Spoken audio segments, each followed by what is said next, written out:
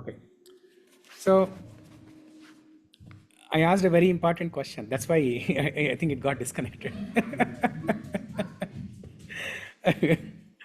Okay. So we all had some experience. Okay.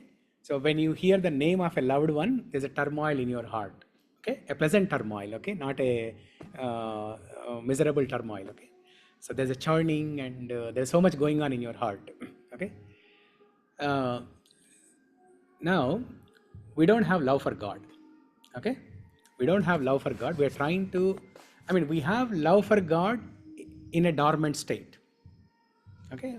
That love for God is in the heart in a dormant state. We are trying to revoke that. We are trying to revive or revoke that, not revoke, revive. Okay? Revoke is Revoke is same as sending it away. Okay, we're trying to revive that dormant love for God. Now, in order to revive that dormant love in our heart, we need to chant God's name. So when you chant Hare Krishna, Krishna Krishna, Hare Hare, Hare Rama, Rama Rama, Hare Hare. That's one of the mantras that you can chant about God to revive love for God. And there are different ways. Om Namo Bhagavate Vasudevaya, Om Namo Narayanaya. Huh? Or you can recite some nice stotrams like Vishnu Sahasranama Stotra or Mukundamala Stotra, Govinda Damodara Stotra. There are so many different stotras glorifying Lord's name, form, qualities, and pastimes. Nama, Rupa, Guna, Leela. So when you glorify Lord with these shlokas, then the Lord is pleased and He will help us develop love for Him. So that's the purpose of taking Lord's name. So not only the so-called Hindu religion or the Sanatana Dharma, but this concept of chanting the holy name of the Lord is there in every religion. It's there in Christianity, it's there in Islam, it's there in Jewish, it's there in all religions, chanting of the holy name of the Lord. Yeah. So when you repeatedly chant the name of the Lord, all the anarthas, all the contamination in our heart gets cleansed, and then we can think of God. See, right now, if you sit alone in a room, you cannot think of God. So some kind of purification needs to happen so that you can think about God. So Krishna says in Bhagavad Gita, Manmana bhava madbhakto madhyaji mam namaskuru. Manmana bhava means always think of me. Always think of me. How can we think of Krishna all the time? Only when you practice. Only when you practice chanting Krishna's name, whenever you have time, then you can start practicing remembrance of Krishna. Okay, Krishna is asking us to remember Him all the time. Now, to be able to remember Krishna all the time, you need to practice chanting of His name for some time every day. Okay, whatever you do, at least for some time during the day, that becomes a habit slowly. Okay, so we need to develop this habit of chanting Lord's name. Yeah. Okay, now going back. Yeah. So to conclude on that Yaksha Prashna topic, right? So Yudhishthira Maharaj says that all the living entities, they see everybody else dying, but they lead their life in such a way that they are never going to die. They lead life in such a way that everything is permanent. They are permanent. The life is permanent, and they are going to be happy ever after. Okay.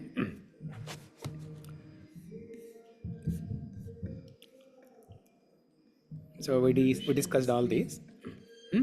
You need to share the screen.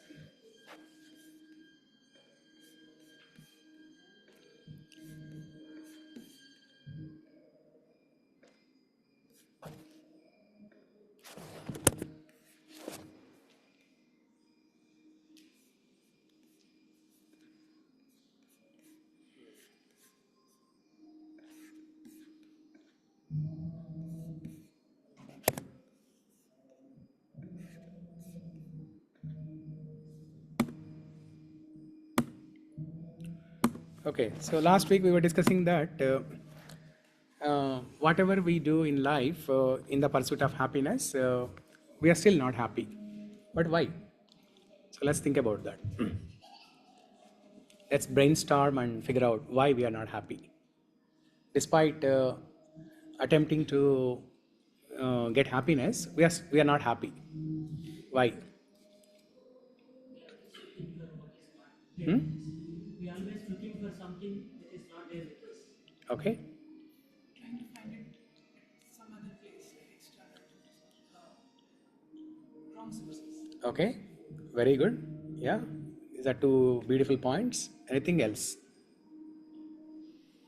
Hare Krishna Prabhu. Yes. There's no end to material desires. There's no end to material desires. Okay. Material desires. Yeah. So in one sense, or to rephrase what you said, the reason why we are not happy is we have desires. Yes, Prabhu. Or we will always have one or the other desire. We have unlimited desires. We have Mhm. unlimited desires. Okay. What else? Could also be that there might be some things that are not in our control. Maybe a loved one in the family may be sick and you can't do anything about it. Yeah. That would reduce unhappiness. Very good. Yeah. You are you are peeling the layers of the topics that are coming up next. Very good. Yeah. I used to think that nothing matters but Mhm. health. So if your, I mean, only health matters at the end of the day, yours and probably the loved ones. Mhm. But then I don't think that's true either. Like you can be unhealthy Yeah. and still be happy, And still be happy. Yes. or you can be healthy and still And not be still be happy. very unhappy. So I mean, happiness is just what you want to make out of it. It's just a state of mind. Yeah. So happiness is not really related to health. Is something I kind of realized later. Yeah. Okay. Very good. So happiness is like a butterfly that we are always chasing in life. So once there was a king, he asked his minister, "What's happiness? How do I get happiness, permanent happiness?" Then the minister tells the king, "Go to the garden and then try to catch a butterfly." The king tries to catch the butterfly, and the moment he thinks that he got the butterfly escapes from his hand. So he keeps on running around in the garden in an attempt to catch the butterfly. But it's very difficult to catch the butterfly, right? And then after trying for some time, the king is tired and he sits on the bench. And then what happens? The butterfly comes and takes shelter on his shoulder. Hi.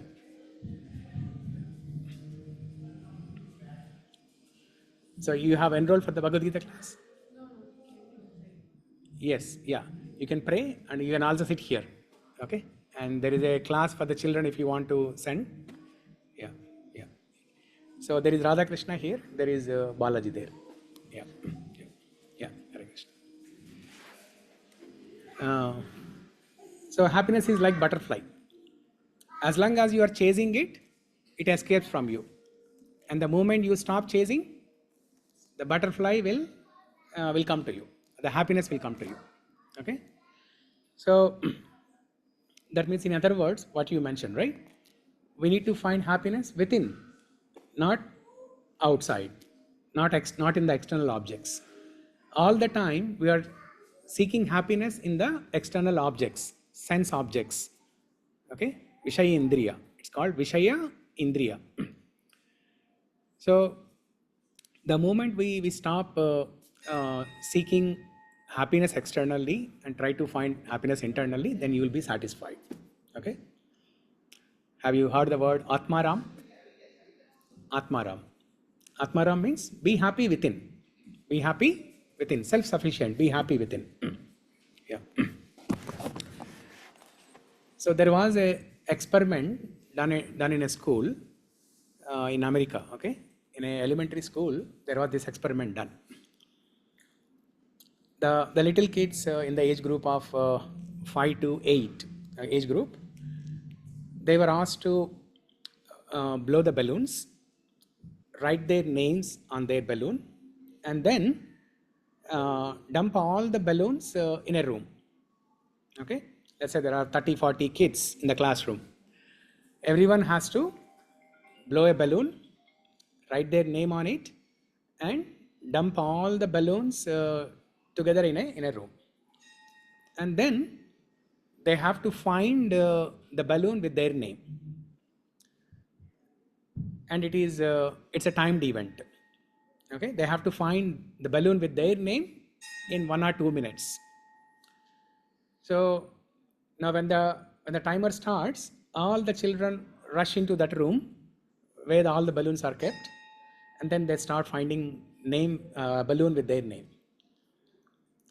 And then they bump into each other, and they also burst some of the balloons. They step onto some of the balloons, and then they are busted. So it becomes a very chaotic situation. Okay. And then the 2-minute time is over. Only very few people found balloons with their names. Okay. Then the teacher modifies the exercise in a different way. This time the teacher says that, Hare Krishna. The teacher says that repeat the same exercise, blow the balloons, dump them into a room, okay, write your name and then dump them into a room. But this time, as you step into the room, whenever you find any balloon, call out the name of that child and give that balloon to that child. Within 2 minutes, everybody has their own balloon. So what do we understand from this? It's just not getting the thing for yourself, but also help others along the way get what you No. Huh? Care for others. Okay. So who can tell the lesson from this story in a nice sentence? Huh? Teamwork. Okay. You also said the same thing, talking together.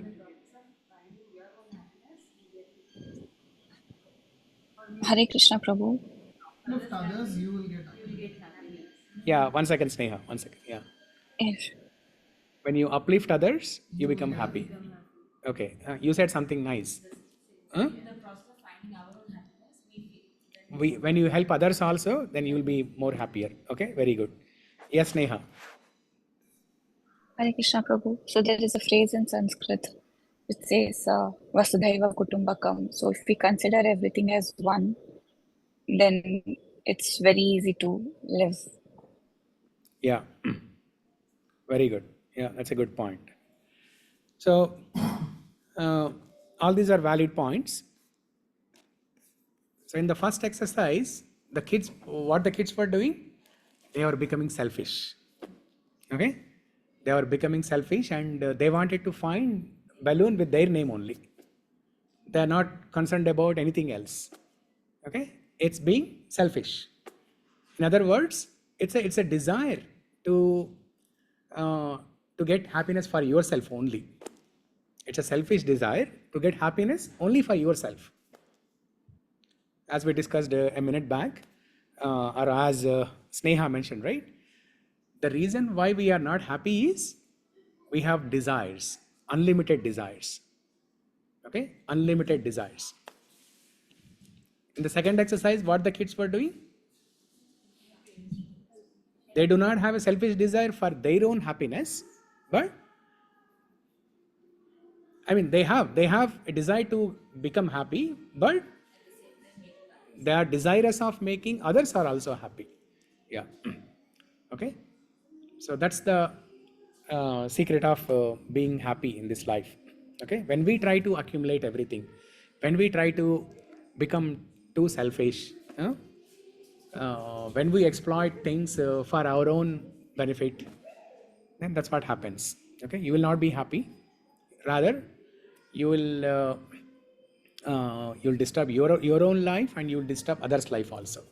Because when we are exploiting resources and when we are exploiting other people in the pursuit of happiness, and if that happiness is not achieved, you are disturbed and others are also disturbed. Okay? So,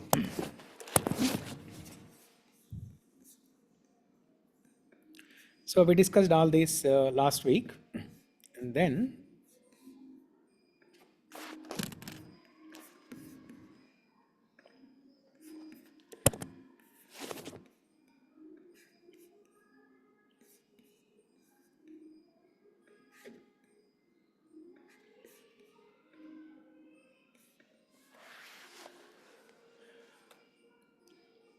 yeah. So this was a point where yes, So having desires is having desires is not. natural, It's natural. Yes. and giving up desire in order to be happy is Yeah. generally God. Yes. It's hard. Yeah. Why did God make us like that? That's a good question. So God could have created all of us without any desires, right? So you need to have a desire to love God. That's your only one and only one desire in life. Anything else is useless. But since we are living in the material world, we need to maintain the body, we need to maintain the family, we need to have some desires. Otherwise, you will become lazy, lethargic, you will not do anything. You will renounce life artificially. That's going to disturb the society. So, while living in the material world, since you have to lead this life, you can have some desires, not unlimited desires, some desires so that you can lead your life. And while leading this material life, you need to develop that ultimate desire of loving God. Okay? The only qualification to attain love of God is desire. There is a scripture, Nectar of Instruction. Okay, Bhakti Rasamrita Sindhu. It says that the only qualification to attain love of God is to have a strong desire to attain love of God. That's the only qualification. You can be a male, female, rich, poor. You can be an American, Indian, Chinese, Japanese. You can be in any situation of life. What's the qualification? Only a desire to have to obtain love for God. Okay. Now we don't have that desire to develop love for God. That's why we're trying to dovetail. The word dovetail means channeling. Okay, channeling all our desires that we get in material world, channeling all our desires in the service of God. For example, you have a desire to eat nice gulab jamun. Okay, nice yummy gulab jamun. Who wouldn't want that, right? So if you have that desire just to satisfy your tongue, it's a material desire. Now, how can I channelize this desire to serve God so that I can develop a ultimate desire of loving God? That's the question. So the way to do that is you can make gulab jamun and offer to God as bhoga or naivedya, and then eat that. Huh? So initially you will be like this. Okay, initially whenever you feel like you want to eat something, say first of all, right now we are in a stage we don't even do the offering, right? We don't even offer anything to God. We just eat by ourselves. Now it's a gradual progression, right? So from this stage, from this lowest stage, we go one level above, where whenever we feel like eating anything, we at least offer something to God and then eat. And then gradually, what will happen after that is, you will read scriptures and find out what Krishna likes. Krishna loves butter. Krishna loves laddus. Krishna has a friend Madhumangala. Krishna and Madhumangala, they both eat laddus. Okay? And they go to different gopis' homes and steal butter. So when you read scriptures, you will know what kind of foodstuffs that Krishna loves. Then you will make only those foodstuffs that Krishna loves. Until then, until you develop some amount of love for Krishna, you will only make what you want to eat and offer that to Krishna and eat, which is also good. Instead of not offering anything, you are offering to God and then eating as prasad, which will purify your mind, and then you will start thinking about God. Okay? So it's a step-by-step progression. In the lowest stage, you do not even worry about God. You do not offer anything to God. One level above, you offer whatever you are doing, you offer to God. And then finally, in the perfected stage, you offer to God only those things that God likes. God is also a person like us. He has a taste. He has likings, dislikings. So we need to know what God likes and make those things and offer as bhoga or naivedya. Yes. What about expectations? We give God selfless acts for others Yeah. without expecting anything in return. That's hard.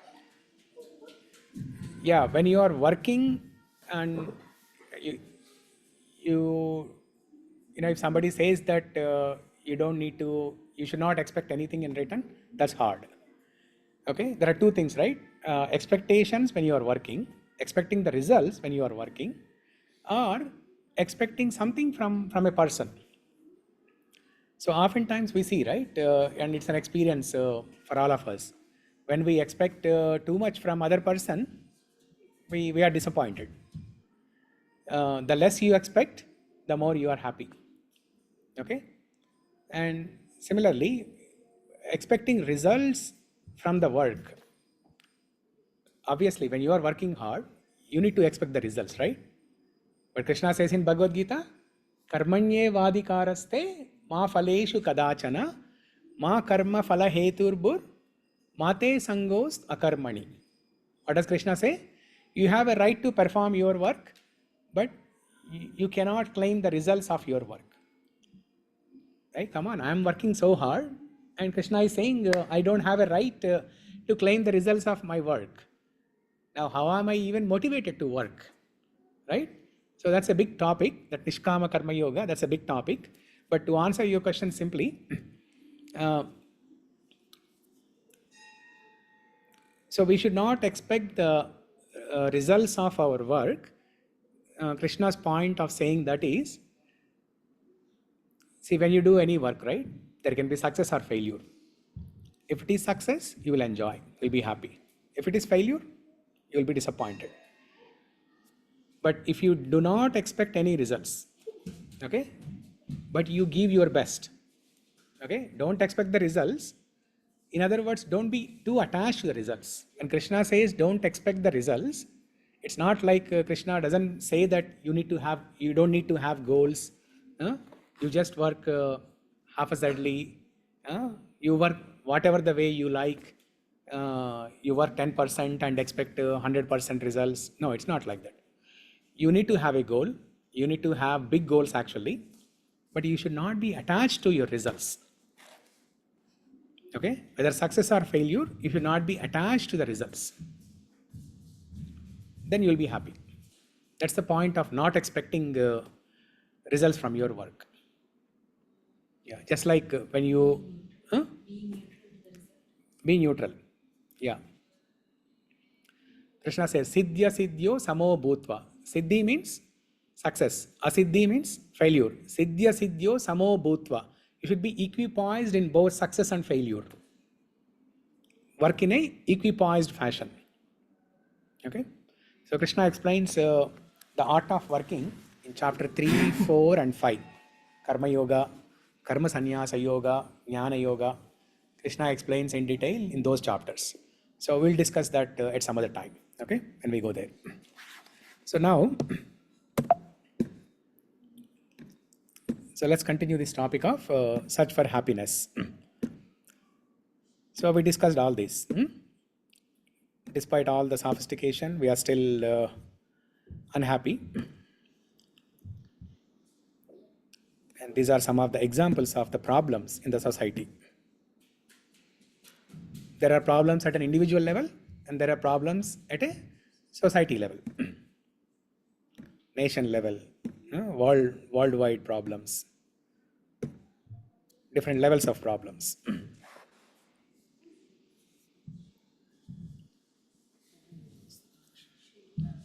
Okay, ma'am.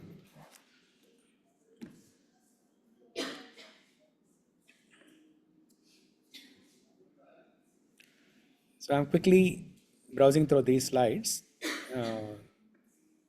They just show some data points. Okay, Hare Krishna. Yeah, so we have this Bhagavad Gita class every Sunday, 6 to 7:30. So if you are interested, you are welcome to join here. Thank you. Yeah, Hare Krishna.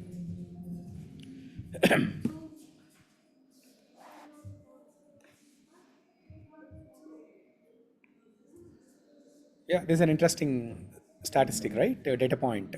Before finishing school, an average child watches 8,000 murders. And this data was collected, I don't know, maybe 20 years ago. These slides are a little dated. Now, in today's age, a child watches maybe 8,000 murders every day. So 8,000 murders every day. Yeah. See, when you are watching something in the TV, right, it has a great impact on your consciousness. When you are watching some murder, okay, even though we are not committing the murder, but the consciousness will be so much polluted as if you have committed that murder. Simply by watching on the TV, the consciousness gets polluted. You should not watch detective series and murder mystery. Yeah, at least you put a seed in your mind that yeah, so I should not watch. You cannot artificially stop watching from today, but slowly, okay, as long as you have that seed in your mind, so slowly you will start contemplating on that, and that seed will fructify someday. Okay, it can be 1 year from now, 2 years from now, or 5 years, 10 years. So the mileage varies from one person to another person, the mileage varies. Yeah. At least if you start putting that seed in your mind, you'll think about it. Okay. Now, if after attending Bhagavad Gita class, if we have to stop whatever we are doing, it's not possible, right? It's not practical. That's artificial renunciation. So that's why Krishna consciousness, this path of Bhakti Yoga, is a gradual progress. For somebody, it can take 1 year. For somebody, it can take a few years. For somebody, it can take a couple of lifetimes. For somebody, it can take 100 lifetimes. Okay? So go at your own pace. Okay? Oftentimes, it is misunderstood that spiritual organizations or spirituality means we have to give up everything. We have to lead a miserable life. No, not like that. You don't have to change the way of your life. The only thing that you have to do is just add Krishna to your life. Just add Krishna in whatever you are doing. Krishna says in Bhagavad Gita, chapter 9, shloka number 27, Yat karoshi yad ashnasi, yad juhosi dadasi yat, yat tapasvasi kaunteya tat kurushva adarpanam. Krishna said, yes, yat karoshi yad ashnasi. Whatever you do and whatever you offer, uh, not offer, whatever you do and whatever sacrifice you make, okay, do that as an offering to me.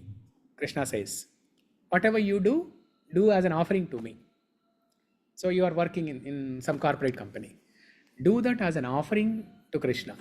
Okay, so you can have a consciousness that, okay, I have to work so that from the money that I get from this work, I can maintain myself, I can maintain my body, I can maintain my family members, and then I can start thinking about God. See, to start thinking about God, you need to have your body, right? Okay. So soul should have some facility in the form of a body to be able to worship God and think about God. And you need some money in the material world. You need some money to maintain your body. So working in a corporate company is not wrong. Okay. So you can have your job in the corporate company, but you need to change your consciousness. You do that activity as an offering to God. Yeah.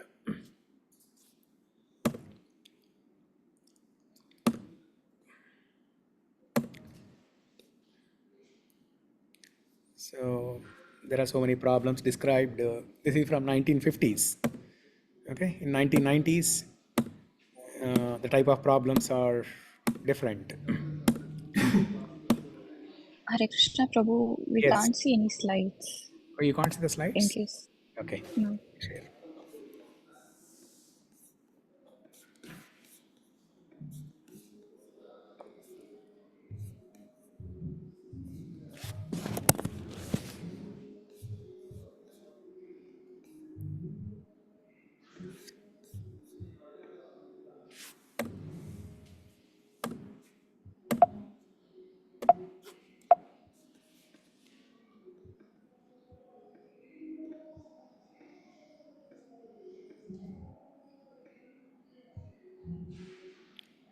And these problems, they're always on the rise. It's not like from 1950s to 90s and now from 1990s to 2024, we have achieved so much of sophistication and material advancement. Uh, uh, so we should not think that all this material advancement has minimized these problems.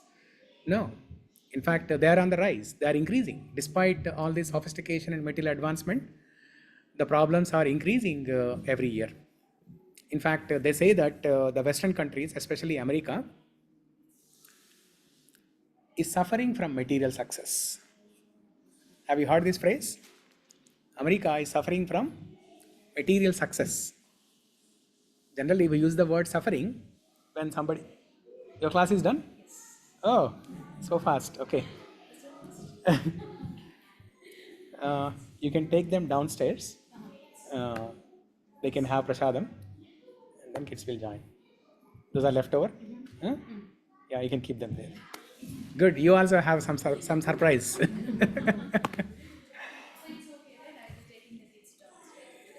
Yes, yes. Yeah.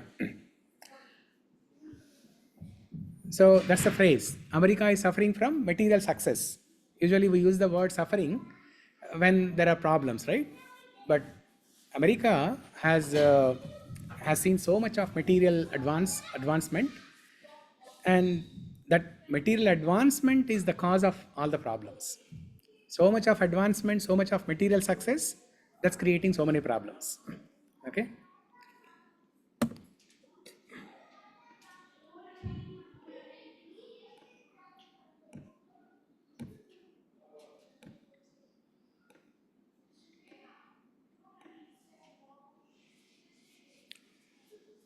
So this is the question, right? So are we really advancing in the right direction when we are not happy despite all these material advancement? So are we really advancing in the right direction? People are making great efforts to to take artificial intelligence to a next level where AI can perform jobs just like a human being. Okay, they're they're really making good progress in that path. But are we happy with that advancement? Are we happy? Just because ChatGPT can write your code, does that mean we have achieved happiness? No, we are. I mean, it is solving some of our problems, but in the disguise, it is creating more problems. Okay, in the disguise, it's creating more problems. We are thinking that it's solving our problems. Yeah, it's writing code for me. It's solving my problem. How come you are saying that the material sophistication is not solving our problems? No, we are in the disguise of solving one problem, we are creating another problem. Okay.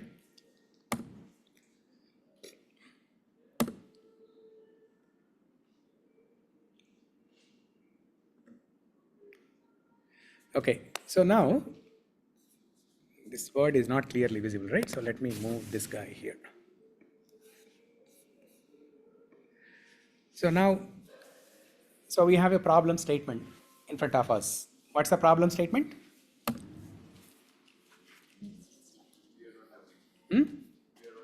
We are not happy. Why we are not happy? That's a problem statement. Okay?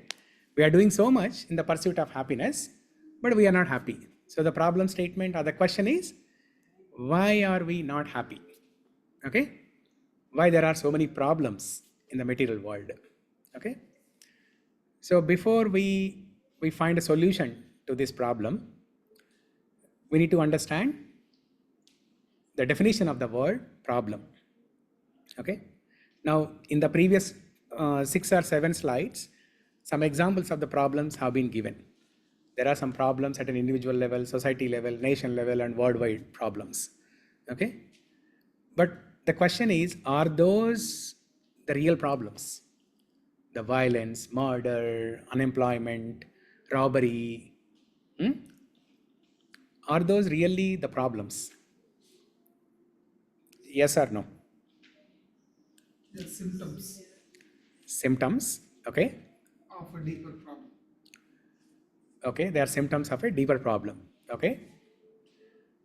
Uh, Anybody else? Definitely? Problems for the victims. Definitely problems for the victims, yeah. Yeah, you have something nice, yeah? Okay? Do you have anything, Natasha? Yeah. You don't have any problems.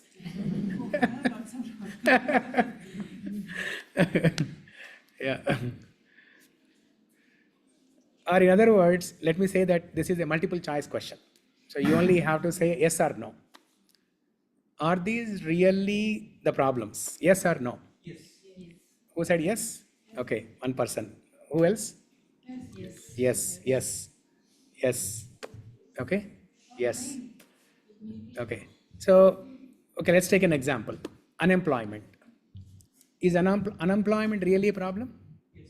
For a person who has employment, is unemployment a problem? No, right? Yeah, like robbery. Another example, robbery. Uh, Robbery is a problem, but for a person uh, in whose home the robbery never occurred, is it a problem for him? No. Let's say some disease.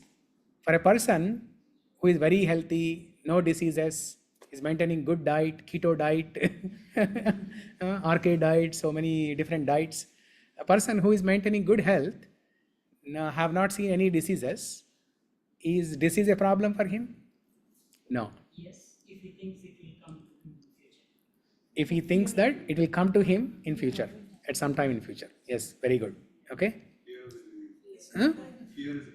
Fear. Yes, fear of the future occurrence of disease is a problem. Very good. Yeah. You're all becoming sadhus. So in this context, there's a nice story. What's the time, by the way? 7:40, yeah? Okay. 7:32, okay. So we'll continue until, is it okay if you all can have, if you all can attend Aarti and then take Prasadam? Huh? Okay. So then we'll go on until 7:50 and then we'll go into the temple hall. You can attend your children for 5 minutes. Actually bring the children also to a temple hall. We'll attend Aarti and then we can go down and eat Prasadam. Okay. So in the interest of time, let's postpone that story to some other time. Okay, let's continue with the flow here. So problem. Let's define the word problem. Problem for one is a solution to others. Okay. So how do we understand this? Can somebody give an example? Lottery for one is like lottery for the other. A robbery for For one is lottery for the other. lottery for other. Okay. Yeah. Anything else? If there is a disease for one, then the pharmacy people and the hospitals, they all like, Very good. it's a good solution for them. Very good. In fact, they are happy. Yeah. They're happy that there are so many diseases. Especially in India, you see, the whole street is full of hospitals. You know, in America, you'll see hospital only in one place. There's Overlake, Kaiser, Evergreen. You'll see only 3 or 4 hospitals. But in India, the whole row is full of hospitals. There are so many clinics and scanning centers. It's a booming business in India.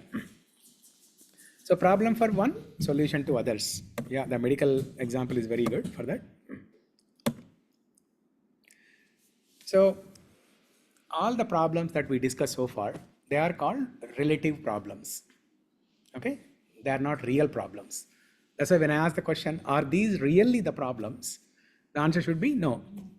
These are not the real problems. These are relative problems. Relative problem means? No. Relative problem means a problem is a problem when it occurs to somebody. If it does not occur to you, it's not a problem. Yeah, it's relative. But there is something called real problem. There is relative problem and real problem. So if you solve relative problems, what will you get? Temporary. You will get relative happiness, temporary happiness. But if you solve real problems, you will get real happiness, the true happiness, ananda, bliss, the eternal bliss. So we are here to discuss the real problems, and we are here to solve the real problems, and we are here to achieve that real happiness or bliss. Okay? Is it possible to solve real problems without solving related problems? If you solve real problems, the real relative problems will disappear automatically. They'll disappear automatically. Even if they exist, you are not affected by them. Okay? How do you define real problems? Yeah, we're going to define now. Yeah. Yeah, by the way, welcome to the session. So, what's your name? Shobit. Your name? Shalu. Okay. So every Sunday we meet here 6 to 7:30. We just started last week. So it's a systematic study of Bhagavad Gita. This will go on for next maybe 2 to 3 years. So if you have the patience, you can come every week, be part of us. Yeah, we'd love to have you. Yeah, thank you. So let's understand what is a real problem. Okay, the criteria is, the first criteria is common to all. The first criteria for a real problem is common to all. That means it should occur to everybody. The unemployment is a bad example, right? It's a relative problem. It's not a real problem because unemployment happens to only few people. Divorce happens to only few people. Robbery happens to only few people. So if a problem is not common to everybody, it's not a real problem. So the first criteria is common to all. Next one is nobody wants them. Nobody wants them. The third one is nobody can avoid them. You can remember this with an abbreviation CNN. Okay? Of course, CNN talks about relative problems, not real problems. But you can use the CNN word. The news channel CNN always talks about relative problems. So, but you can use that abbreviation to remember real problems, definition of real problem. So common to all, nobody wants them and nobody can avoid them. So can somebody give an example? Death. Huh? Aging. Okay, death, old age. Huh? What else? Birth. Huh? Birth, very good. Disease, yeah. No, you mentioned death, right? Yeah, death, old age, disease, birth. Okay. Anything else? Hare Krishna Prabhu. Yes. There are only 4, right? Birth, old age, disease, and death. Yeah. Okay. Yeah, we covered it all. There are 4 problems, 4 real problems: birth, death, old age, and disease. Okay, birth, death, old age, and disease. You can remember this with another abbreviation, Boyd. BOYD. In physics, have you studied this law, Boyd's law? Boyd's law, BOYD. There's a scientist by the name Boyd, and there's a law, just like we have Newton law, there's a Boyd's law. Or you can remember body, BODY. B for birth, O for old age, D for disease, Y for Yamaraj, death. Yamaraj, death. Body. Okay. So all these 4 things meet the criteria of a real problem. Death, common to all. It occurs to everyone. If not today, sometime in future. Whether you are rich, poor, or you are a president of America, or a servant, a street labor in America, everybody has to face death. And nobody wants them. Even a person who is leading a very miserable life, they do not want to face death. There are few people who want to commit suicide to end the miseries of their life, but they cannot do that so easily. People who have decided to commit suicide, they cannot do so easily, because taking life is not so easy. So nobody wants them. Okay, nobody can avoid them. But there are some people, the billionaires of this world, who are thinking that death is optional. Okay, Walt Disney, Larry Ellison of Oracle, so many billionaires like this, they are thinking death is optional. So what they are doing is, they have asked scientists to preserve their bodies after death in big containers called cryonics. Okay, later on you can Google for this project called cryonics. Cryonics are big steel containers. You have gone to temples in India, right, or Tirupati, where you see a hundi, steel, container hundi, right? It is exactly like that. Okay, so those containers are maintained under extremely cold temperatures. Okay, so the bodies can be preserved in those extremely cold temperatures, and these billionaires, they believe that the scientists in future, they can find solution to death, and they can revive their bodies and bring them to life, so that they can enjoy all their wealth and kingdom. They have earned so much money. They are the world's top richest people, and they don't want to die and lose all the wealth. Okay, that's why they believe that death is optional. Scientists can find solution to death one day in future. So they have asked their family members to preserve their bodies, and they have done this in Walt Disney's case. Walt Disney died, and then he asked, before death, he asked his family members to maintain his body. The family members, they maintained his body for a few years, and it cost so much of money to maintain the body under extreme cold temperatures like that. So, and they didn't want to continue this further. After maintaining it for a few years, they didn't want to continue this. So they pulled the plug, and then Walt Disney's body is gone now. But there are still other people who are sailing in that boat. Larry Ellison has already declared, saying that you guys should preserve my body after death. So nobody can avoid them. Okay, despite whatever they are doing, they cannot avoid it. On the contrary, we can see Ramanujacharya's body. How many of you have gone to Srirangam? Have you seen Ramanujacharya's body? Huh? Yeah. They are not using any steel containers. There's no project like cryonics there. They don't have to spend millions of dollars. Ramanujacharya's body, since last 1,000 years, is being maintained there in Sri Rangam. You can visit. When you go to Sri Rangam, you can visit. And what they are using to maintain that body? Yes, Chandan and Karpura. Camphor and sandalwood paste. It is that his nails are growing. Nails are growing? Yeah. Yeah. It's a Siddha Sharira.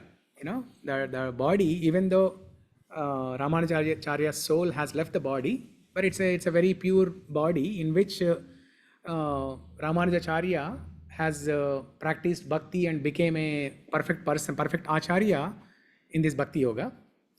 So there is a lot of power to that body.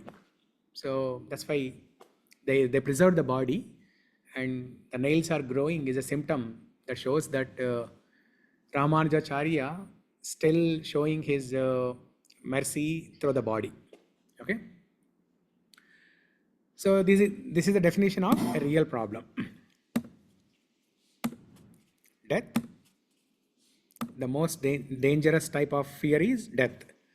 Death, old age, diseases, birth. So the three things, death, disease and old age, we can understand. They are problems. Okay, we don't need elaborative discussion on that, right? But how is birth a problem? Being born again and again. Being born again and again. For in the material world. Yeah. Okay. What else? How can you justify this statement that birth is a problem? After all, we celebrate on our birthday, right? We do so much on our birthday. Hare Krishna Prabhu. Yes. Just because we take birth in this world, we face the disease, we face death. So Yeah. birth is a point where it all starts. Mm-hmm. Okay. It's said that the child goes through a lot of suffering in the mother's womb. and also at the time of like birth. Yeah. So that is one of the reasons they say that birth is a problem. Yeah. Yeah, very good. So birth is a problem in the sense that before the birth, the child in the womb. So what's the position of the child in the womb? How does the child sit? How does the child sit? Can you show? Can you show? Have you seen pictures of a child in? You're good. Hare- Yes, very good. Yeah.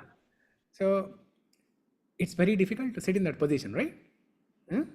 So we keep changing our position every 2 minutes. we change into what is that? Bhujangasana? What do you call that? Huh? No. Vajrasan. Yeah, we change into Vajrasan and different postures. But imagine a child in the womb, 9 months, has to sit in that position. Okay, it's so miserable, and whatever the mother eats, the child has to bear. The child has to tolerate, whether it's spicy or cold or food, stale food from 1 week or 2 weeks old. Everything, the child has to tolerate everything. Actually, and it is very dark. Moreover, it's completely dark. There's no light inside the womb. It's completely dark. Okay. Bhagavatam says that a child in the mother's womb, being in such a miserable position, it's completely dark, it's a miserable condition, the child prays to God, because every child in the womb gets darshan of the Lord. Did you hear this, Amma? I don't. When the Third canto. yes, Kaviya Vasudeva. correct. Kapila Muni tells to Mother Devahuti the process of this creation and everything, the birth. In fact, Bhagavatam also describes what exactly happens every week of that. What do you call that? Gestation period. Every week of gestation period, what happens exactly? Okay. So when the child is in the mother's womb, the child gets darshan of the Lord, and after having gone through so much of misery, being in that womb, in the miserable condition, the child prays to the God, saying that, "Oh Lord, please give me an opportunity. Please let me out of this condition, miserable condition. I will serve you eternally." The child prays. Okay. Now we don't remember, right? We don't remember any of those prayers. Now what happens?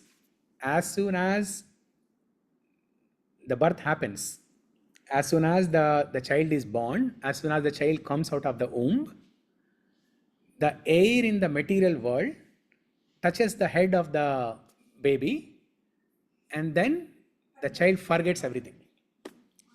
Child forgets all the prayers that the child has taken in the mother's womb. Okay? The child forgets seeing the Lord in the mother's womb. The child forgets offering prayers or promises, right? These are promises. So the breaking of resolutions is nothing new. It comes from Anadi Ananta Kala. So it has long history. We all gave promise to Lord saying that, oh Krishna, oh Vasudeva, oh Narayana, I'll pray you, I'll pray to you, I'll serve you every day, I'll come to the temple every day. But as soon as the child comes out, the air touches the head, and then the child forgets everything. So Hari. So the air in the material world is called Shata. Okay, that air which makes the child forget about God is called Shata. And there should be a process to remove that Shata, right? Shata Hari. That's why the word Shatari. So what is Shatari? Placing the Lord's feet on So now in a few minutes when we go to the temple hall, after Arati, the Pujari will put a small vessel on everybody's head and give blessing, right? That process is called Shatari. That device is called Shatari and that process is called Shatari. Hari means to remove, to eradicate. What are we removing here? The Shata, the element called Shata. So when we remove that element of Shata, then we can revive love for God. We can get remembrance of God. Okay. So that's why birth is a problem. Okay. Not only for the child, for the mother also.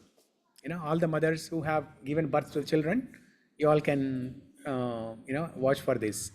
It's a miserable thing. Okay. It's very painful process. Hats off to all the mothers who bear the children for 9 months, and then at the time of delivery it's a very painful process. So both for the child and mother, in some sense it's a problem. Okay. So that's why all those 4 things, birth, death, old age and disease, they are all problems. In Bhagavad Gita chapter 13, Krishna says, okay, let me share the screen and then we'll end with this. Okay. In Bhagavad Gita chapter 13, Krishna says, Janma Mrityu Jara Vyadi Dukkha Doshanu Darshanam.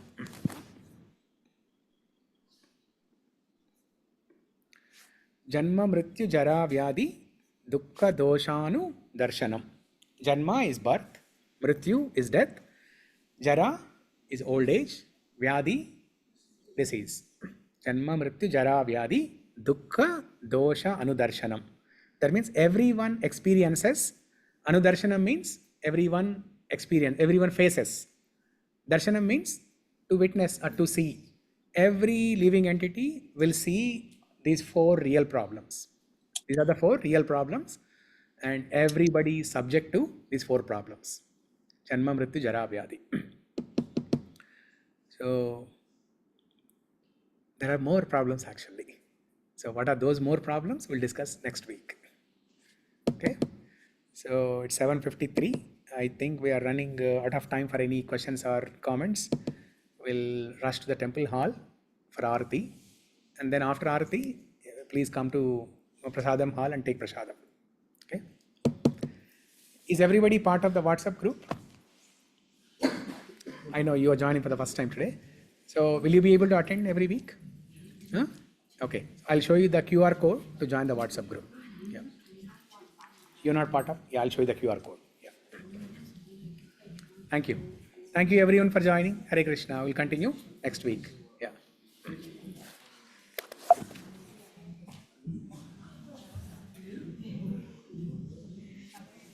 Oh, Hare Krishna, Prabhu. Hare Krishna. I am not part of WhatsApp group. Oh, yes. Thank you, Amma. With your own hands, you distribute to everybody. See, she's the most active participant in the class. No, you give to everybody. Sorry? PDF. Oh, Bhagavad Gita PDF? Um, so do you have the physical book at your home? No? Okay, so next week I'll bring the books. Okay? I'll bring the books and I'll also show you how to read Bhagavad Gita online. Okay? So it's not a PDF, but it's a website link. I'll show you where you can find all the shlokas, the meaning, commentary, everything. I'll tell you. Yeah. Okay. Thank you. Yes. Yes. Okay. I'll show the QR code. Prabhu, I'm not part of the WhatsApp group. You're also not part of the group? No, Prabhu. Okay. 1 second.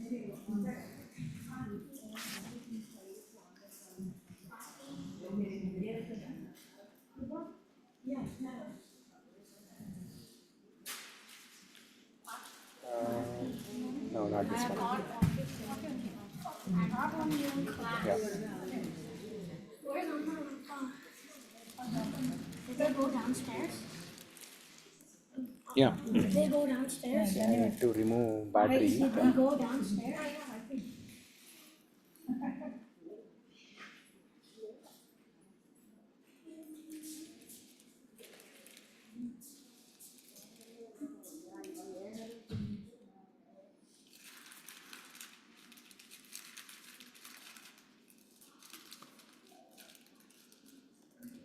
Yes.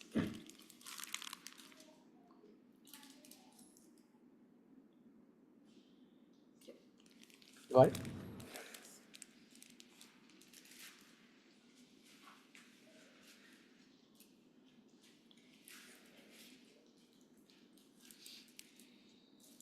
Okay. So the online link, if I'm ever not able to join Yes. in person, will that be in this group? Yes. And So then every week I'll post 2 messages. Okay. One day before and on the same day. Okay. I'll post a detailed message with the link, online link. Got it. Thank Yeah. you. Okay. Thank you. Yeah. Thank you. Hare Krishna. So Sneha, Yes, Prabhu. are you able to see this? Yeah, I can see. Yeah. I don't have my phone here actually. Okay. So actually, what I did was last week I sent a link to you to join. Yeah, it got expired actually. I didn't join. So I can send the link again. Yeah. Okay. Yeah. You're on call? No, just finished. Yeah. Because Bhagavad Gita classes. Hare Krishna. So Prabhu, you're on call? Just give me 1 second. Okay, Sneha, I'll send you the link again. Okay. Yeah, sure, Prabhu. Thank you, Prabhu. Hare Krishna.